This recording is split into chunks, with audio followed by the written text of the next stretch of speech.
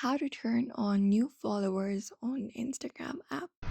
If you'd like to turn on notifications for new Instagram followers, you may follow up these steps. So go over the Instagram application, access your Instagram app first, and log in into your account. And once you are logged in, you will be finding this particular interface.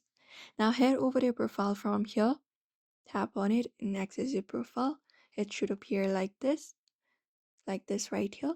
And the next step you need to do is go ahead and access your settings.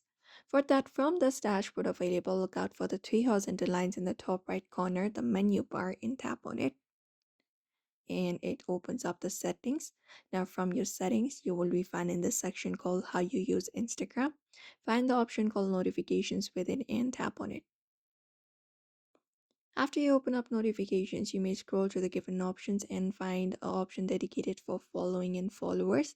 Tap on that, and here you will be taken to this section. Now we have this option called new followers. You just need to go ahead and tap on this option on, switch it up, and that will basically turn on the notifications for your new followers on your Instagram app. It will enable push notifications on your device whenever someone follows your account.